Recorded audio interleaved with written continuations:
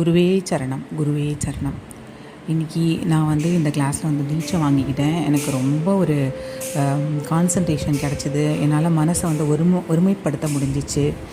உடனடியாக ஒரு violet colour அல்லது ஒரு ப்ளூ கலர் அந்த மாதிரி ஒரு போர்வையால் போர்த்தப்பட்டதாக நான் உணர்ந்தேன். அப்படியே என்னோடய பசங்கள்லாம் சுற்றி விளையாடிக்கிட்டே இருந்தானுங்க. ஆனால் எனக்கு அந்த சத்தம் கேட்குதே தவிர நான் அந்த இடத்துல இல்லாத மாதிரி நான் ஃபீல் பண்ணேன். அவ்வளோ ஒரு கான்சன்ட்ரேட் பண்ண முடிஞ்சது என்னால். நான் நிறையா மெடிடேஷன் எல்லாமே ட்ரை பண்ணியிருக்கேன். ஆனால் ட்ரை பண்ணும்போதும் எனக்கு அந்த ஒரு இதுவே கிடைக்காது. ஐயோ நம்ம அந்த ஒருமைப்பாடே கிடைக்காது. டக்குன்னு மனசு வெளியில் வந்துடும். பட் இதில் சார் ஒரு 15 மினிட்ஸ் அப்படி டைம் கொடுத்துருந்தாரு. அந்த 15 மினிட்ஸ் எனக்கு அந்த கான்சன்ட்ரேஷன் மினிமம் ஒரு மேக்ஸிமம் ஒரு 12 மினிட்ஸ் 10 மினிட்ஸ் கூட அதில் இருக்க முடிஞ்சுது. இதை தொடர்ந்து செய்யணும். ஃபேமிலி லைஃபு ப்ளஸ் இந்த மெடிடேஷன் தொடர்ந்து செய்யணும், நல்லா வரணும். அதுதான் என்னோடய ஆசை. எனக்கு உங்களோட ஆசீர்வாதம் எப்போவும் வேணும். குருவே சரணம். குருவே சரணம். அனைவருக்கும் வணக்கம். ஸ்டீவ் ஜாப்ஸை பற்றி எல்லாருக்கும் பல விஷயங்கள் தெரியும். மிகப்பெரிய கோடீஸ்வரன் தெரியும், ஆப்பிளோட ஃபவுண்டர்னு தெரியும், ஆப்பிள் ஐஃபோனோட கண்டுபிடிப்பாளர் தெரியும், ஐமேக் iOS எல்லாமே அவர் தான் கண்டுபிடிச்சாரு, அவரோட டீம் கண்டுபிடிச்சாங்க, எல்லாமே தெரியும். அவரை பற்றி தெரியாத ஒரு யோக ரகசியத்தை ஒன்று உங்களுக்கு நான் சொல்கிறேன். மேபி ஒரு சிலருக்கு தெரிஞ்சிருக்கலாம். நல்லா புரிஞ்சுக்கோங்க. வாழ்க்கையில் நீங்கள் எதில் வேணாலும் பணம் சம்பாதிக்கலாம்.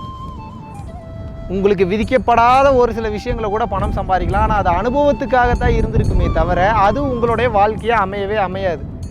உங்களுக்கு விதிக்கப்பட்ட உங்களோட டெஸ்டினி, உங்களுடைய கர்ம வினைகள், உங்களுக்கான வாழ்க்கை. இப்போ நான் ஆன்மீகத்து ரீதியாக நான் இருந்து வாழ்ந்து முடிக்கணும் அப்படின்னா ஆன்மீகத்து ரீதியாக வாழ்ந்து இருந்து முடித்தா மட்டும்தான் என்னோடய வாழ்க்கை நிறைவு பெறுமே தவிர நான் சினிமாலேயோ வேறு எதுலேயோ இருந்தேன்னா நிச்சயமாக என்னோடய வாழ்க்கை நிறைவு பெறாத ஒரு திருப்தின்ற தன்மையே கிடைக்காது கடைசி வரைக்கும் வாழ்ந்து முடிக்கிற வரைக்கும்.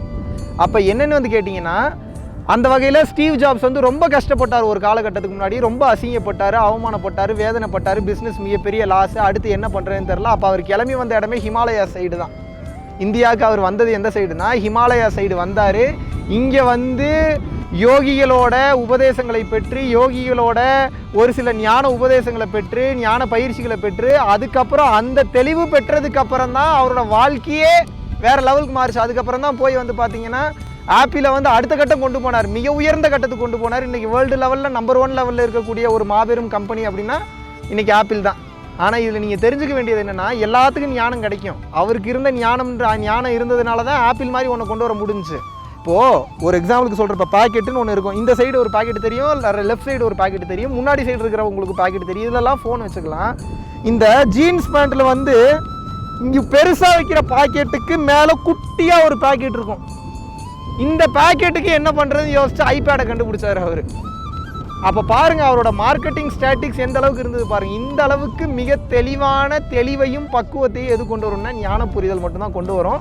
ஆனால் இதில் இப்போ பிரச்சனை என்னென்னு கேட்டிங்கன்னா, ஞானம் எல்லாத்துக்கும் வந்துடும். ஞானம் வந்தோடனே உங்களுக்காக எது தீர்மானிக்கப்பட்டதோ அதில் மிகப்பெரிய கோடீஸ்வரனாகவும் தெளிவு பெற்றவங்களாகவும் அனுபவசாலியாகவும் மதிப்பு முக்கிய நபராகவும் ஆயிடுவீங்க. ஆனால் பிரச்சனை என்னென்னா, ஸ்டீவ் ஜாப்ஸ் பிறவி இல்லா பெருவாழ்வு அடையலை.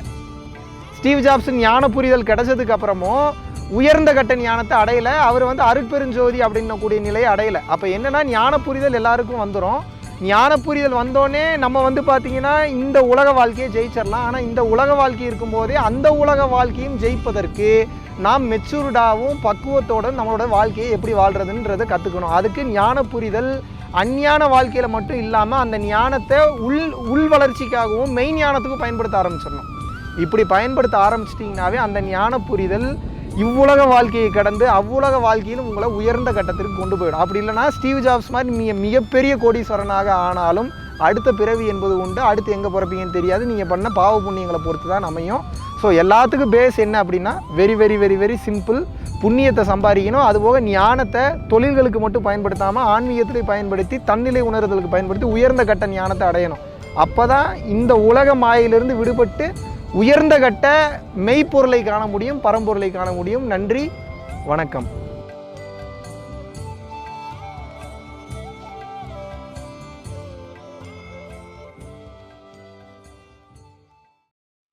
நீங்கள் எல்லோரும் ரொம்ப ஆர்வமாக வெயிட் பண்ணிகிட்டு இருந்த டைரக்ட் கிளாஸ் அனௌன்ஸ் பண்ணுறோம். ஏன்னா பல பேர் பார்த்தீங்கன்னா ஆன்லைன் கிளாஸு வெளிநாடுகளில் இருக்கிறவங்க, வீட்டிலே இருந்துட்டு வெளியில் வர முடியாமல் இருக்கக்கூடிய ஹோம் மேக்கர்ஸ் நிறைய பேருக்கு ஆன்லைன் கிளாஸ் கொடுத்துட்ருந்தோம். டைரக்ட் கிளாஸ் எடுக்கலாம் அப்படின்னு நீங்கள் எல்லாம் கேட்டுக்கொண்டதற்கு இணங்க நம்ம பரம்பொருள் ஃபவுண்டேஷனுடைய டீம் இணைந்து என்ன டிஸ்கஷன் பண்ணி என்ன முடிவு எடுத்திருக்கோம் அப்படின்னா, வர்ற ஆகஸ்ட் 21, 22 சனி மற்றும் ஞாயிற்றுக்கிழமை கொடைக்கானலில் வந்து டைரக்ட் கிளாஸ் கண்டக்ட் பண்ணுறோம். ஸோ ரொம்ப லிமிடெட் சீட்ஸ் மட்டும்தான் இருக்குது. வர 21, 22 கொடைக்கானலில் ஒரு அற்புதமான ஒரு சூழ்நிலையில், ஒரு ரம்மியமான சூழ்நிலையில், ஒரு அற்புதமான ஒரு வேறு லெவல் ஒரு லொக்கேஷனில் உங்கள் எல்லாரையும் சந்திக்கிறேன். நன்றி, வணக்கம்.